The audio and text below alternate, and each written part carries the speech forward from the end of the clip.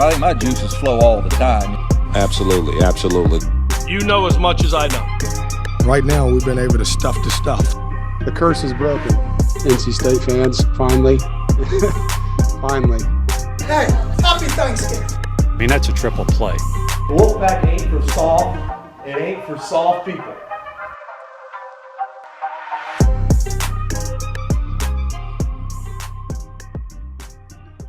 Get excited.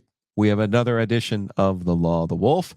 And get excited because this is a big football game in the Triangle this week. It's between NC State and Duke. That's right. The ACC killed this rivalry, but it won't go away because anytime two teams in the Triangle get together, it's going to be fun. And anytime we talk about college football here on OG Media, it's brought to you by Wings Over. Go check them out, wingsover.com. Wings Over Raleigh, Wings Over Chapel Hill, Wings Over Greenville. Ryan Malley does such a great job. Those sweet chili wings are my personal favorite. Wings Over Raleigh right there across from UT on Hillsborough Street. Order online, wingsover.com. And then he's got free parking in the back. Go back, pick up those wings, get 50, get 100, you name it. Ryan's got it. Enjoy the games, waffle fries, tater tots. But one thing I really love about Wings Over, they do wings and they do wings. They do not screw around with anything else. And that's how you know they do such a great job. Now, let's talk a little bit about NC State's win over Marshall on Saturday because it was eventful. And I'm going to have Jacey Zembal from NC State Rivals site, which is called Wolfpack Central, join me. Talk a little bit about what Payton Wilson said after the game about booing Brennan Armstrong. Were the fans booing Brennan Armstrong? Were they booing Dave Doran and the coaching staff? That's an interesting conversation. We'll talk a little bit about recruiting too with JC. JC, yes, talked me into finally getting into recruiting just a little bit. As everyone knows, one of my least favorite things to talk about. But NC State beats Marshall 48-41 to improve to 4-2 on the season. Now they need to win 2 of their final 6 games to reach a bowl game, which I think would be a really good season in this year, what I have termed a rebuilding year for the Wolfpack. 3 games left at home, 3 on the road. This game at Duke is the first on the road. A little bit about the win over Marshall. Obviously, everyone wants to talk about MJ Morris. I'm going to talk about Morris here in a second, but I want to point out that the defense, normally in a 48-41 win, you're not going to sit here and praise the defense. However, I thought Davin Vann, who had 1.5 sacks and forced a fumble. I thought Brandon Cleveland, who had 1.5 sacks. And then I thought safety Robert Kennedy, who's a guy that got from ODU out of the portal. So let's give Dave credit when we get those portal hits right. Safety forced a fumble, also had an interception. I thought Kennedy played a really good game. Popped off the tape there on Sunday when I went in for the rewatch. And I think it's important for NC State's defense to be something besides just Payton Wilson. As great as Wilson has been through the first 6 games of the season, he needs help. And that was one thing I really saw stand out in this game is he was getting help. I also want to give a little bit of credit to offensive coordinator Robert and I. If you don't have great running backs or great skill players, as we talked about in the previous episode, you have to find the ones who can make plays and put them in positions to make plays. I like the wrinkle with Kevin Concepcion. I like how they moved KC around, use him in some jet sweep action, use him in those pop passes. He had 14 targets in this game, and now some of them were those pop passes. The next highest person was 4. All right. And you know me, I always tell you die with your fastball. KC is their fastball. Get him the ball as much as possible. I really appreciated that wrinkle, using him in those jets. He ends up with 8 catches, 102 yards, and 2 scores, including that late score on the jet to really salt the game away. Now, let's get into a little bit about MJ Morris, who making his first start of the season. The number one thing that stood out to me about MJ was last year when we saw him come off the bench against Virginia Tech and then start against Wake Forest and then start against Boston College. I thought his number one instinct was to run the football. And that's fine. And I think when you're an outstanding athlete, which MJ is, you're probably taught, hey, like, let's make 1 read or 2. If it's not there, pull it down and run. I thought his first instinct last year was just to run, try to make plays with his feet. That's what ultimately ended up getting him hurt, which, depending on the different reports, if you want to talk about, he got hurt actually in the Wake game. And there were a couple times where he was just popped in that game. So I can understand why he would be bruised up and have the knee injury that he did because he was just running the ball too much. I thought it was interesting in this game that he really showed no inclination to run the football. In college football, they're stupid. They include sacks in their rush totals. So if we go by 6 rushing attempts for -2 yards in this game, there were 2 sacks for -16. Take those out, and he ran 4 times for 14 yards. I think he probably had 4 design runs in this game. That's not a lot. Let's compare that, and that's by design, okay? Now let's compare this to Brennan Armstrong in the first 4 games against 1A opponents. 19 rushing attempts against UConn, 12 against Notre Dame, 15 against Virginia, and then 17 the last time we saw him. Okay? Louisville. 19, 12, 15, and 17 compared to what I would say was 4 in this game. That's a big difference. So I think not only did they sit MJ down and try to teach him and develop him, which kudos to them. You know, there's a lot of talk about, well, they shouldn't have redshirted. They shouldn't have tried to redshirt MJ. I actually think it was still the right decision to make. I think what ended up happening with Brennan was he was trying to do too much, and ultimately he ended up running too much. And I think you could see that there in those numbers. Like I said, 6 total attempts, which includes the 2 sacks for MJ in this game. Brennan's attempts, 19, 12, 15, and 17. There's a world of difference there. And it looked to me like MJ Morris wanted to play quarterback. And to have the success that he did. Now, there were some throws that he got away with in the red zone, which he's going to have to clean up, which I'm sure he will on tape. But I loved his decisiveness. I love that he identified his best player in Kevin Concepcion and continued to feed his best player. NC State wins that game 48-41. Marshall, as I told you last week on this program, was not going to be an easy out. Athletic as hell, man. They have some guys, both sides of the football. Their quarterback, really impressive. So I like the way that they played the game. There was a lot to like if you're a Marshall fan. I want to talk a little bit about Duke, but first, I'm going to try to help everyone here in the home buying process. Who is all for that? I think I can do this all in one shot too, because the first thing you're going to need to do is like, hey man, what type of house can I afford? Well, you got to know what kind of mortgage you can afford.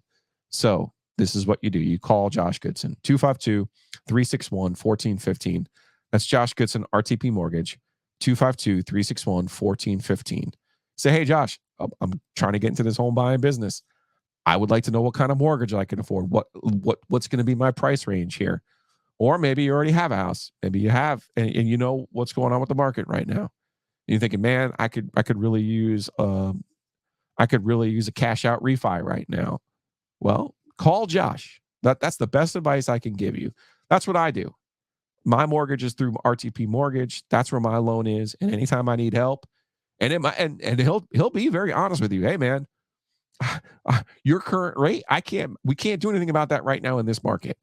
Josh is going to be honest with you, and I think that's important. So give him a call, 252-361-1415. Again, that's rtpmortgage.com. Big thanks to Josh Goodson. And again, this is where I have to tell you, his NMLS number is 1569995, 1569995, rtpmortgage.com. Now, once you get yourself into a situation where you realize, hey, you know what I really need now that I figured out my loan situation, now what you need to do is go to Hometown Realty. Hometown Realty, that's myhtr.com. myhtr.com. Barry Woodard and his crew. They've got you covered. Okay, whether you're trying to buy or sell, whether you're in commercial or you're just trying to find you're trying to rent. Rent is tough right now too. So go to myhtr.com. Barry Woodard and his crew, 6 locations, more than 250 agents. I can't stress this enough. Don't take some lowball guaranteed offer from one of those national brands out there. Don't try to navigate this market without help.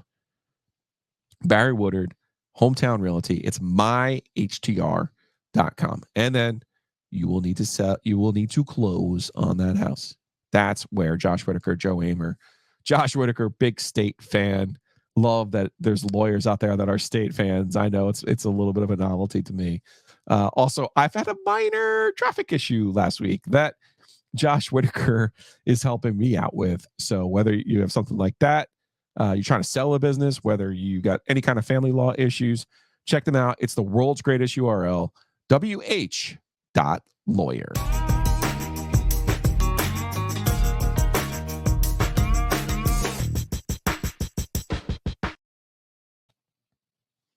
Let's talk a little bit about NC State's opponent this week, and that is Duke. Normally, if you've been in this area, depending on how long you've been in this area, right? If you've really been in this area a long time, you might remember when Duke was a power. If you're new to this area, you might think, man, Duke hasn't been very good. They did have David Cutcliffe, but now with Mike Elko in his second season, they're 13. Elko's 13-5. That's the best start of any of the coaches, including Dabo Swinney, to their first 18 games.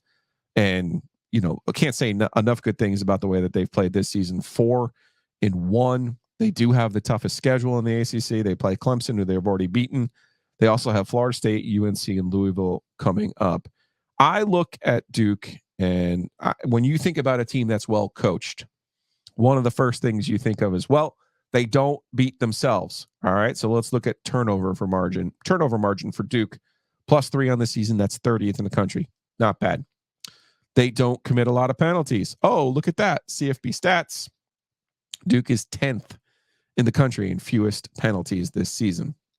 You might also say Duke, smart teams, well-coached teams, they protect the quarterback. Yes, they do. Duke this season has only given up 4 sacks in 5 games. That ranks among the national leaders. Then Elko's background, which is unusual in today's day and age, is on the defensive side of the ball. And you're going, well, you know, mostly we want guys to scheme it up on offense and make it work. Nope, defensive side of the ball. His background was with Dave Clawson, both at Wake Forest and Bowling Green.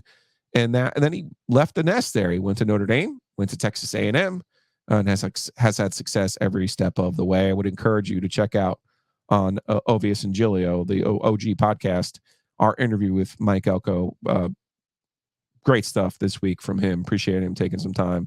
Coaches sometimes in season mode don't want to kind of get into it, but he was generous with his time. So check that out on the OG, wherever you get your podcast. And of course, while you're at it, download, subscribe, rate, all those good things. 5 stars only, Law of the Wolf. Defense is his background, and defense is what this Duke's team's strength is.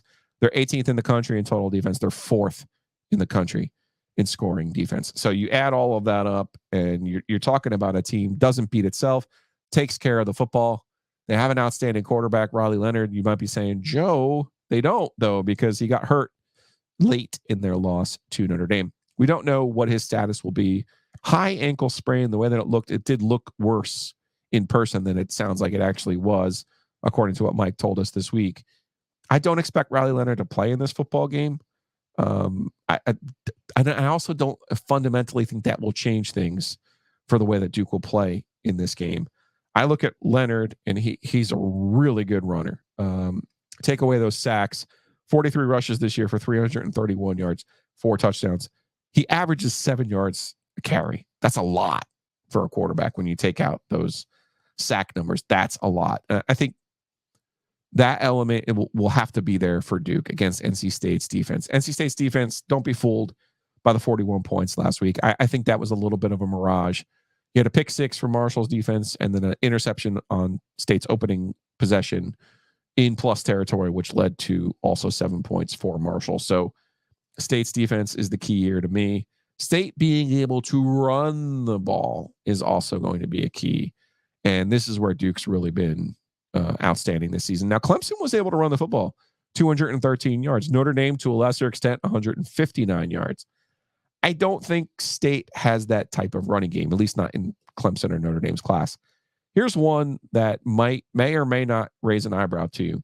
UConn had 38 carries against Duke for only 89 yards. That's 2.3 yards per carry. UConn, the same team, had 26 carries, 160 yards against NC State, 6 yards per carry. And I know a lot of people get caught up in Mike Elko, year 2. Why are they so far ahead of NC State? Dave Doran, year 11. I feel like we've been over this many a times. But I do think there is something to that transitive property there with the UConn comparison. Obviously, Duke blew out UConn. NC State had a little bit more of a difficult time with UConn. None of that will matter on Saturday night. it'll be interesting to see how Duke comes out after the loss to Notre Dame, but they've also had a week off. And if Henry Beelan is their quarterback, which I expect he will be, their backup, how do they rally around him? It's obviously not the same as having Riley Leonard. So there is an opportunity there for NC State, as I mentioned, at 4-2 now on the season. They need 2 more games to get to bowl eligibility. I feel like I need to create a graphic to be tracking all of that, but we'll see how that goes. And I think this is a big challenge for State. These two teams have only played. These teams, obviously, original ACC members, played forever, and then the expansion in 2004 killed this rivalry, put the teams in separate divisions. The last 2 meetings were in 2020 during the pandemic when the schedule got scrambled. State won that game at Carter Finley. Bitter game, blood rival game. I was stunned by the amount of jawing and trash talking between those two sides in 2020.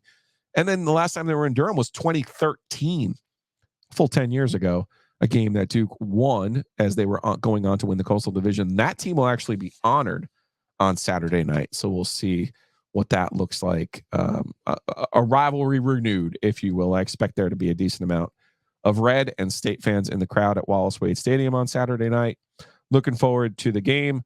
Also looking forward to a conversation with my friend Jacey Zembal from Wolfpack Central, NC State Rivals. We'll do that right after this.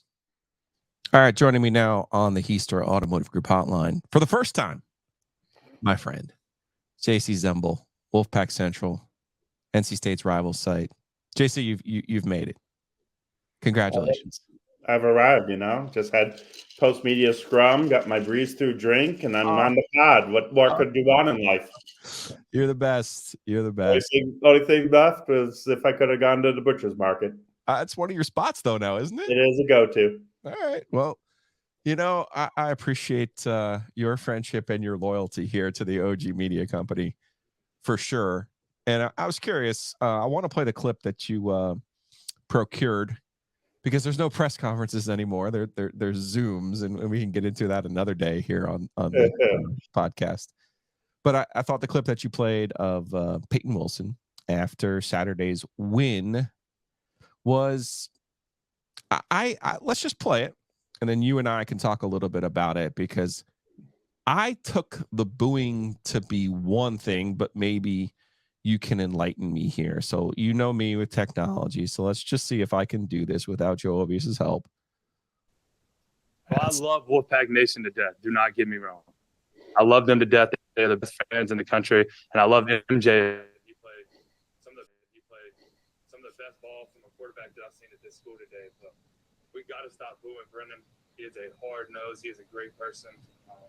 Just imagine if that was your kid, out there on that field in front of 70,000. Let's get behind him, Wolfpack Nation, when he's in there. He's a good-hearted kid. Loves God. He does nothing but pat everybody on the back and play hard for us every single day. So continue to uplift him, Wolfpack Nation. I love him. He defends his teammate. We can both agree that's a good thing, right? All right. I thought it was one of the best things I've seen on the NC State beat over the last 16 years. And then I think it also showed another thing that people haven't really talked at all about. Mm-hmm. This is what a sixth-year player looks like. This is what a six-year player should play like, but this is the leadership of a six-year player. Now, maybe Payton Wilson would have done this 2 years ago, but we know it's a lot different psyche for a 19, 20, 21-year-old to do something that he did compared to whatever age he is now and the stature that he has now. So from that standpoint, I was just really impressed with Payton. Now I've seen all the debates on, what the booing meant, and that's what I'm guessing you and I will be talking about. But from the Payton standpoint, I just thought it was tremendous leadership, and also showed that's what an older player is like, and obviously it took some injuries in the COVID year to get to this point. Thayer Thomas probably would have been like that a little bit last year if it ever, happened. But there is a big difference between 4-year guy versus 6-year guy. Great point. And I totally agree with you. A great piece of leadership there from Payton Wilson after NC State's win over Marshall. Now, obviously Payton interpreted as Brennan being booed. How did you interpret it in real time at the game on Saturday? Because for me, I thought it was more of the fans booing the coaching staff and the decision to take MJ out in a situation where let's be honest here. I mean, the game was hardly in control and in their pockets. Like it did seem like they were screwing around a little bit by maybe getting a little bit too cute. So how did you take the booing in real time? No, I took it as Brennan getting booed. You did. Yeah, I did. Now you could also say that coaches were getting booed too at the same time. I'm not against that either. I don't think it's an either or. I think there's a lot more nuance. In this case, he was booed jogging onto the field. Okay. If this was Lex Thomas, the other backup quarterback jogging on the field, he probably doesn't get booed. Now, I think smart people understood that if there was a role for Brennan Armstrong moving forward, red zone, short yardage would be the ideal role, in terms of he's just a really good runner. Yeah. I and they're going to do this last week for him to play running back, to be in with MJ. They're that could be one of the creative things that happens, where maybe he is a fullback and he's in the backfield with everybody, and they can be creative like that. Who knows? They'll tinker maybe during the bye week. But in terms, it didn't surprise me when they got to the 5-yard line that Armstrong came out. Yeah. So maybe fans were surprised, but I wasn't. And when we're talking fans, all it takes is like a 10% of the stadium or 20% of the stadium. This wasn't like the entire stadium. Sure. It wasn't the entire Wolfpack Nation. I don't think, NC State fans should get blanketed with, overall. But a small percentage, obviously, were very vocal. But it's also the same group that was very vocal to wanting him benched the previous weeks. Yeah. And, you and I don't know how much you've thought about it, but I've tried to think like when a particular athlete got singled out. Now, we've seen booing. Usually in football, it happens when a team is getting blown out or when a coach doesn't punt, or a coach punts instead of goes for it. Yes. Or a coach isn't aggressive in the last minute of the, before halftime. Yeah. And there is clear booing about the coach or whatever, offensive coordinator, how you want to describe it. We've seen plenty of booing over the last 15 years at PNC Arena. So, but I don't remember, I remember like there's been players who maybe get beat up on social media or message boards, but I don't remember how many times like a player got singled out. And I just felt, Brennan got singled out, and I don't think I'm alone in terms of that. And clearly NC State people felt that way too. And, the other part that impressed me about the whole Payton Wilson thing is people may not have understood the context. Like it was a 20-minute or a 20-second break between the end of his press conference. Mm-hmm. It could have easily gone right to the next player, but because there was a little bit of delay for whatever reasons on their Zoom in terms of going to the next player that was going to talk to the media, Payton Wilson purposely went back 20 seconds later to want to say what he said, which that told me something. Like, he didn't say it during his press conference. This was after he wasn't asked about it. Yeah, he wasn't asked about it. He didn't bring it up on his own. But then after it ended, 20 seconds go by, and he's like, you know what? This is really bothering me. So he went back to the Zoom to say what he said. Mm-hmm. That told me something. Like that told me that it was weighing on his mind for, who knows how much. And he was probably debating, do I do this or not? And he just like, you know what? I'm doing it. Because he could have easily kept on moving, and the next player could have done the Zoom, and there's no Payton Wilson doing any of this. As you know, in the press box, it's hard to hear what the crowd is doing. Yes. It's a little bit of a sterile environment up there. It's not like Clemson. Right. So the Louisville game, I was in the stands for the Louisville game, and I heard in the first quarter the student section chanting for MJ Morris, which I don't know if you picked that up in the press box in the Louisville game. Not as much. Okay. And, there's no question the backup quarterback is always going to be the most popular. Yeah. We know that. Now you and I, we grew up in an era of, do you boo college athletes? Right. Now, I have always felt that you could be critical or hard or however way you want to term it as a media person, like they deserve to be. I would cover a college athlete pretty much the same way I'd cover an NFL athlete. But the difference is, obviously all these years, quote unquote, didn't get paid. You don't go below the belt. You don't do certain things. And the same thing for fans. You don't boo college athletes. Now, what I do wonder in this new modern world, how much does things change because of NIL? How much do things change if there's a point? And I don't think the point has been there yet. Maybe a couple teams or a handful of teams. But when a fan looks out there on the field, it's like, okay, yeah, there's like 15 guys that are getting like more than I make in a year. Then I wonder, does things change? But I don't think we've reached that point yet. Well, I one thing I caught on the rewatch was, first of all, Evan Lepler, play-by-play guy for CW, saying that there would be a package for Armstrong. This is where I think, some of the messaging comes. Whereas good for Anai today to say that there will be a package for Armstrong. Some people are like ready for some of this stuff. And I mean the state fans who are clearly caught up on this one.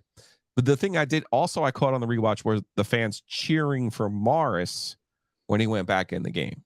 Yeah. Which maybe, to your point, is more of a player-to-player reaction rather than the fans reacting to the coaching decision itself. And here's my rule of thumb on a lot of things. We've always seen the player who gets the penalty, right? 15 yards. People are debating, did he do it? Did he not? And I always go back to the same thing. Will he do it again? Yeah. And usually the answer, 9 times out of 10, that hit, that whatever, that so-called dirty play, the answer is no, he wouldn't do that again. And that kind of tells you what you need to know about what that penalty was. I don't think NC State fans will boo Brennan Armstrong when he comes out on the field at the next home game. Because I think they've learned, like, hey, like, if this affects the team, if this makes us look bad, if the players or coaches don't like it, then I think the rule of thumb is, okay, they won't do it again. Now, if they do it again, okay, there'll probably be some ramifications. But, the tricky thing with booing is, you're basically telling recruits who are watching the game, like, oh, this is how they treat a player. There's a lot of that too, where I know you don't like recruiting much, but these guys, they watch, and trust me, they love it when the crowd chants their name. If Jonathan Paylor goes to an NC State game and they start chanting Paylor, loves it, and that doesn't cost a cent to get done. If a recruit comes and wants to someone asks to get their picture taken, stuff like that, they love that. Yeah. Now they're also watching, like, whoa, look at Wolfpack Nation. They're killing Brennan Armstrong out there. And I think you and I both know what in the big picture, Brennan was supposed to be the transitional quarterback. Right. He wasn't. I never considered him the savior. Okay. Now, I know I had an entire offseason of people thinking he'd be like 2021. But, to me, there was just way too much difference between Virginia 2021 compared to NC State 2023. So, to me, I think Brennan could have played better, but like I don't kill Brennan for what he did out on the field like some people do. Like I just kind of see him as a guy that, you put him at some other school, he'd probably be a better fit at a different school and get the ball out. I was giving an example because Devin Leary in Kentucky, everybody's talking about how they got killed at Georgia. If Devin Leary, say, had reunited with Eli Drinkwitz, so we're really going into the weeds of Wolfpack Nation. Yes. If Devin Leary had reunited at Missouri with Eli Drinkwitz, the guy who recruited him but then left, I believe, before Leary arrived, right? I don't think they ever actually overlapped. Right. He'd have Luther Burden to throw to. And a hardcore college football fan knows who Luther Burden is. He was the 4th best player coming out of high school. He's a true sophomore. He has 50-some catches, over 700 yards, and he's a monster.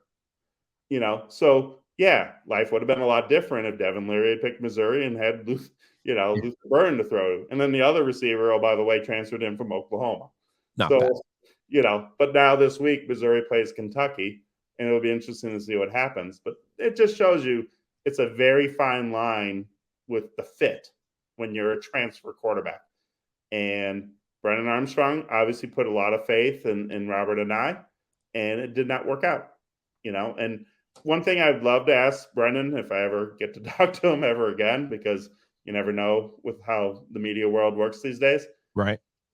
The way they've really gone out of their way to praise and how he's handled everything. I mean, they have been over the top with praise the last week. I wonder if he wants to get into coaching. Could be. Because a guy who does want to get into coaching, they handle it a little different than the guy who's seeing his dreams get crushed right in front of him in the middle of his senior season. Yeah. And it also goes back to, Armstrong's in his 6th year of college. Yeah. This is a different dynamic, but he still had pro dreams, Sure. and obviously he's dealing with the difficulty of that. But I'm just kind of generally curious, does he want to get into coaching? Because if he does, this might be really good for him because it taught him a very valuable lesson that he'll have to, carry out in some way, some form over the next 40 years of his, coaching life. I actually do have a recruiting question for you that I'm interested in. Yeah. And do you want to make a prediction?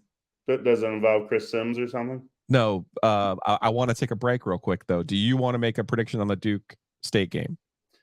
I haven't made one publicly yet because it's so tricky with the quarterback situation. Okay. I think if Riley Leonard is healthy. Oh, whoa, this is not how teases work, JC. I know. Hold the phone over there. Hold the phone. All right. Listen, let me we want to do a tease after the break? I mean, a prediction after the break? Yes. I got to teach you everything. Hey, man, I thought in the podcast world you didn't have to do teases anymore. That's what OVS was talking about. Big differences between pod versus rushing the ads for radio. We're not rushing anything. We're taking our time here. We're going to take a break. We're going to come back. I'm going to ask you a recruiting question, and then I'll make a prediction. Since apparently you've gone soft. No, I got a feel for it. I got a neither or. Okay, hang on.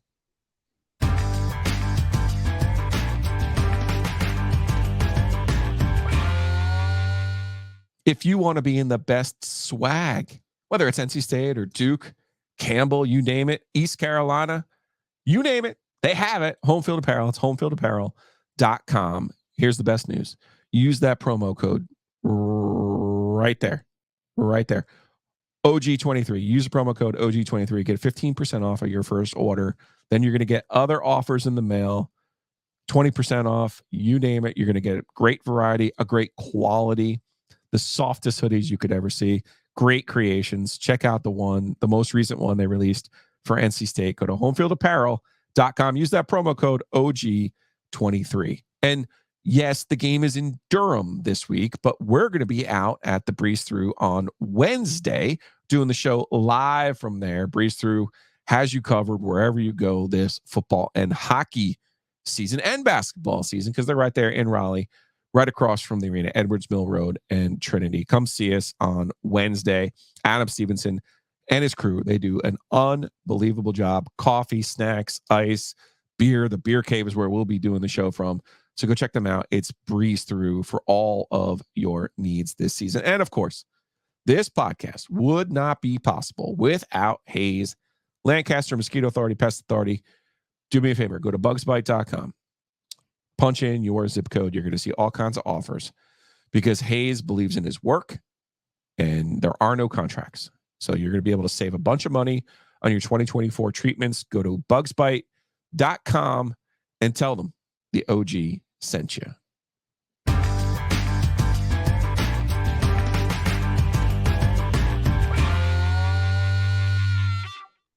Hayes really is and the OG. I would not be here right now without Hayes Lancaster Mosquito Authority. Pest Authority, can't thank him enough. We are also on the Heister Automotive Group hotline. Bennett Johnson and his team won the OG Golf Classic, the inaugural OG Golf Classic. Also had a chance to play in the SAS Media Day with John Heister last week. So do me a favor, get off Heister, get down to Heister. If you need any kind of car help, the Heister Automotive Group there is there for you. Now we're back on the Heister Automotive Group hotline with Jacey Zembal, Wolfpack Central, NC State's rival site. JC, you have anything you would like to plug here while I have you, while you're so kind to take your time today on Law of the Wolf with me? No, just simple stuff. I mean, obviously we're out there on the Twitter world. We're We're all about the threads, same handle, Instagram. NC State Rivals, that's the name of it? Yeah, pretty much for Okay. almost everything. Under my own name, Jacey Zembal, is pretty much all the recruiting videos that I've amassed over the last couple of years. Which is extensive. Nearly any good player in the state of North Carolina in football or basketball, almost all of them. Under the NC State Rivals or the Wolfpack, it's probably under NC State Rivals. You can find pretty much all the NC State specific things. I kind of wanted to keep it separate. That way, if people wanted to just see the press conferences or the interviews or different things that are very NC State specific, that's all out there on YouTube.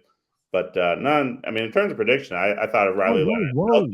We're still not there yet.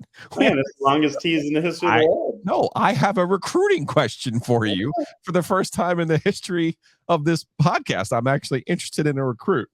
Tell me, because I feel like the first year of NIL, NC State didn't know what they were doing, and that they spent money on really. Most people don't know they had to pay Chandler Zavala because they didn't have a scholarship for him. Jack Chambers was in a similar situation the previous year. Then obviously you had Drake Thomas, Thayer Thomas, Payton Wilson. I don't know what they did with the receiver from Maryland. I don't know if they ended up paying him or not. But this year you look at it, you're like, okay, Dylan McMahon was a guy. Payton Wilson, obviously. Brennan Armstrong is a guy. I would assume Dawson Jaramillo from Oregon was a guy that they had to throw a couple dollars to get here. MJ Morris, but not a recruit. MJ Morris to keep it. Now, obviously, Kevin Concepcion is going to be on the list. But I felt like this recruiting class was the first time, the one that we're going to see, where Dave Doran went to the collective and said, hey, this is where I would like to focus. And Jonathan Paylor, the receiver from Burlington, tell me a little bit about this player, because it feels like he is the star of that recruiting class. It feels like I hate to say he'll be the highest paid player on the team, but I kind of sort of get the feeling he's going to be the highest paid player on the team. And I want to know about these guys. So, when I get on the OG podcast, I know what the heck I'm talking about, since, I won't see him before he gets here, and I won't see him until the opener next year. That means. So tell us a little bit about Jonathan Paylor. So Jonathan Paylor was good enough to get offered in June following his freshman year of high school. Okay, that's rare in football. Yeah, in football. Okay. And it's pretty rare. There was only a couple players that cycle. The other one was Jack Larson, who ended up picking Notre Dame as a tight end. There was just a few guys, we'll say, that got offered as freshmen that early. He was one of them. Good enough for me to go see probably September, October of his sophomore year. And I knew. He just knew. He's one of those guys who was gifted enough where if he wanted to be a college cornerback, he could. If he wants to be a college wide receiver, he could. I've been to his track meets. I've got, actually, good plug, Jonathan Paylor and Burlington Cummings are playing junior commit Gus Ritchie, who flipped from UNC to NC State, the tight end prospect in 2025 from Pittsburgh Northwood. They're playing each other. So we got a little Gus Ritchie against Jonathan Paylor. It's a game that's been hyped up for a while, and it should be fun this Friday night. So in the world of Giglio, Paylor would be worthy enough of a yellow pad. Okay. You would be, in theory, this is how I would use him if I was offensive coordinator. We'll see what NC State does. Sure. But in my world, he's not the biggest dude in the history of the world. Yeah, in my world, I would be lining him up in different spots, different locations, different, whatever you want to call it, different positions. He could play outside as a receiver. He could be in the slot. You could line him up at running back. You could even possibly do a wildcat with him if you wanted to. He could be the punt returner. He could be the kick returner. You could do all the jet sweeps and all the. Are you comparing to my favorite player of all time right now? I'm just saying that he's doing it in a 185-pound body. Okay. He's a very muscular 5'9", 185. Now, to bring it back to another favorite player in the world of Giglio, he doesn't play the same way as Nyheim Hines in terms of in high school. Yeah. But there's a lot of similarities. He's They're that both explosive. return guys. They're both track guys. He's that explosive. He's that explosive as an athlete? Yes, he is. Wow. He's not as fast as Nyheim. I think Nyheim is a tick or two Sure. fast, but he was like, Paylor, I think, ran like 10.65 in the state meet last year. Okay. He has huge hands. So now, obviously, some of the same plays that Concepcion just got, who gets them, right? Between Concepcion and Paylor. But, to me, he's a yellow pad guy. He's a dynamic guy. It shows the age of us, where when I interviewed Naheem, who I saw extensively at Garner High, he would talk about Tavon Austin, the G. Mm-hmm. He would talk about Percy Harvin. Okay. 8 years later, Paylor's talking about Tyreek Hill, talking about Deebo Samuel. Okay. Now the one difference between the two, between Hines and Paylor, is obviously Hines was always a natural running back. I mean, when he was at the G, I'd watch him get the ball 20 to 30 times at tailback, and he was a natural tailback. Now, I think it's been forgotten in NC State land that State tried him at slot receiver his first 2 years. Yeah, Matt Davis was there, so they tried to get him on the field. I don't think he was natural at it, but he was workmanlike. But then I think it just was obvious, like, well, he's instincts at running back. We just got to keep him healthy. Well, I think Paylor on the high school level, he can get the 15 carries at tailback, and he'll shred teams. There's no question about it. And the only reason I wouldn't say get 15 carries in the backfield in college is those guys hit hard. So sometimes you don't want your star player to get hit too hard. Yeah. So that's why I like him, moving him around, ultimate chess piece. Giglio can get the yellow pad out and put, little like, oh, he lined up here, he lined up there, he lined up here. That's how I would use him. But State's not had that type of dynamic outside, they've had good players, right. But, and Hines was a very dynamic home run hitter at running back, but not so much as a slot receiver. So, in a way, this is like a new toy. And that's why he was – I literally had him, going into his junior year, the number one must-get offensive player for NC State recruiting. And then it's funny because the number one defensive player they also got, Brody Barnhart, who's got a lot of Tanner Engel in him at safety. And the thing that's kind of weird about NC State's recruiting class coming up, Jalen Coyd and Kevin Concepcion, they're gifted return guys. We haven't seen Kevin do it yet. Obviously, Julian Gray has become one of the best return guys in the ACC. But they have some guys, and no one talks about special teams when it comes to recruiting, but they really do have some dynamic, return guys in this class coming up where it's not just one or two or three, it's 4 or 5 or 6. So I think fun returning, big returning, well taken care of for quite a while in Raleigh. Look at you sneaking in extra recruiting news. Well, it's all about complimentary football, Joe. And if the return game sets up the offense well, then they'll be fine. It kind of flows along. All right, let's get out of here on a prediction. I have mine. Would you like me to make mine since you seem to be hesitant to jump into this pool? No, I'm not hesitant. I just think Duke wins if Riley Leonard is totally healthy. And I think Duke will lose if he's not. Really? Yeah. It's funny that I don't know a lot about the quarterback that obviously is the new guy. I heard your interview with Mike Elko, and I like the thought that when it came to Hail Mary time, they put him in.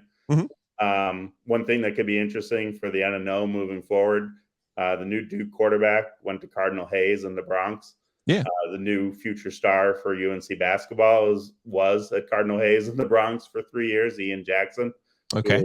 Who's 2 years from now, or 1 year from now, I should say. He won't be playing at UNC this year, but it's just kind of funny that two guys from Cardinal Hayes in the Bronx end up in the triangle. Yeah, end up in the triangle potentially playing big roles for their respective schools. We've seen this enough. Now, could he go all Jamie Newman and be Wake Forest and get that first start and then, ruin NC State's night like that happened? Possible. But how many times have we seen the backup quarterback go against NC State? And especially with Tony Gibson as defensive coordinator, with all the blitzes and different angles and different things that he does. Tony Gibson's the only probably defensive coordinator in the country who could give up 35 and nobody blinks an eye about it. this past week because, it was kind of a weird 35, I guess you would call it. But I mean, the first interception. Yeah. I mean, there was 14 points. I say 35, not 41, because the pick. That's what I'm saying. I think it was more like 28 then. Yeah. But yeah, that's how I kind of look at it. But that's not how the podcast world works. You're giving me a hedge here. Hey, that's what happens when the star quarterback gets hurt. Hey, he's not playing. He's not playing in this football game. My gut instinct says a high ankle sprain. You don't come back that fast. There's no reason to. I just give Duke all the credit in the world because I remember being at. Well, was I at Wallace Wade? No, I think I was in Chapel Hill, helping out Duke rivals, and when I was coming off of leukemia, and man, it was not even fair what was going on between UNC and Duke. Yeah, that year, and it was just that whole season ended up just looking sad, as the last swan song for Cutcliffe, and to think that they bounced back the way they did last year, and it's impressive. And it's funny in that game back, when UNC played Duke, it was Jordan Moore quarterback that people were talking about, but that was kind of like the sneaky thing about Duke's renaissance is that Riley was able to solidify the quarterback spot, which then led to Jordan Moore being one of the best receivers. I've got Duke winning this football game, regardless of quarterback, 21-13. Duke 21, NC State 13. We'll see how that goes. Bigger question now. Yeah. Percentage of red in the stands. I think there'll be a good amount.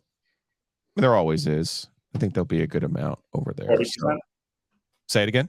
40%? 30. I'll say 30. I'll say a third because I feel like Duke's running a little bit hot right now. When that happens, I feel like they get a little bit more support than they normally would. Duke has the greatest home schedule in the history of Duke, I'm sure. They really do. They got a great home schedule. Not in terms of how, just in terms of how much attendance they'll get. Sure. Jacey Zembal, Wolfpack Central, NC State rivals. Appreciate you coming on and spend some time with me on Law of the Wolf.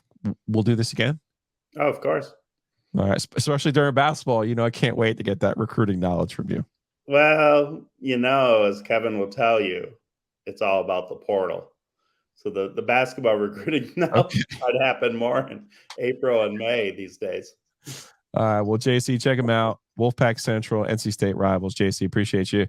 And I'll see you soon at an NC State game. And we'll see how my prediction does too. Sure. Thanks, JC. Thank you. Wolfpack ain't for soft. It ain't for soft people.